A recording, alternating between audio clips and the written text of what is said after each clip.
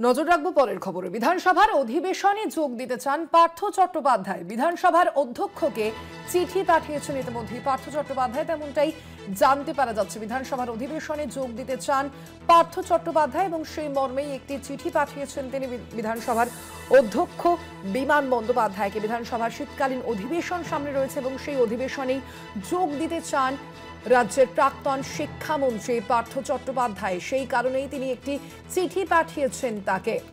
বিধানসভার অধ্যক্ষকে চিঠি পাঠিয়েছেন পার্থ চট্টোপাধ্যায়। আরো বিস্তারিত জানবো, বিশেষ প্রতিনিধি দেবজ্যোতি ঘোষ রয়েছেন ফোন লাইনে। দেবজ্যোতি, পার্থ চট্টোপাধ্যায় রাজ্যের শিক্ষামন্ত্রী ছিলেন, কিন্তু বর্তমানে আমরা দেখেছি তিনি জেল থেকে ছাড়া পেয়েছেন এবং তারপর এই চিঠি। তাকে কি কোনোভাবে শীতকালীন অধিবেশনে ডাকা যায়, রাখতে পারা যায়? এই চিঠিতে তিনি কি উল্লেখ করেছেন? দেখো, বিধানসভার শীতকালীন অধিবেশন আগামী মাসেই শুরু হবে। সেই অধিবেশনে যোগ দিতে পার্থ চট্টোপাধ্যায় ইতিমধ্যে বিধানসভার স্পিকার বিমান বন্দ্যোপাধ্যায়কে একটি চিঠি দিয়েছেন এবং সেখানে তিনি জানতে চেয়েছেন বিধানসভার অধিবেশন কবে থেকে শুরু হচ্ছে এবং তিনি সেই অধিবেশনে উপস্থিত থাকতে চান। এখান থেকে যদি বিধানসভার স্পিকার বিমান বন্দ্যোপাধ্যায় তাকে সবুজ সংকেত দেন, তাহলে অবশ্যই তিনি কিন্তু বিধানসভার অধিবেশনে যোগ দিতে পারেন। অন্যদিকে অত্যন্ত গুরুত্বপূর্ণ যে বেশ কয়েকদিন জেলবন্দী ছিলেন শিক্ষক দুর্নীতি মামলায় পার্থ চট্টোপাধ্যায়।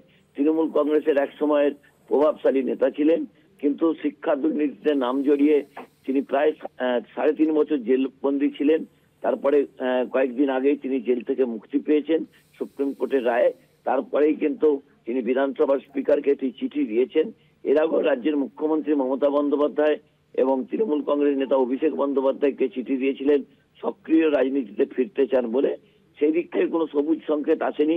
তাই বিধানসভার, যেহেতু তিনি একজন মাননীয় বিধায়ক, তাই তিনি বিধানসভার অধিবেশনে যোগ দেবার ইচ্ছা প্রকাশ করেছেন এবং সেই মতো স্পিকারের কাছে তিনি আবেদন করেছেন। তবে স্পিকার এখনো পর্যন্ত তার আবেদনে সাড়া দেননি। তিনি এখন কি সিদ্ধান্ত নেন তার দিকে তাকিয়ে আছে রাজনৈতিক মহল। তবে যেটুকু জানা যাচ্ছে যে বিভিন্ন যে তৃণমূল কংগ্রেসের নেতারা জেলবন্দী ছিলেন, তারা কিন্তু জেল থেকে মুক্তির পরে বিধানসভার অধিবেশনে যোগ দিয়েছিলেন। সেই জায়গাতেও পার্থ চট্টোপাধ্যায়ের বিরুদ্ধে আইনগত কোনো ব্যবস্থা বিধানসভার স্পিকার হয়তো নেবেন না।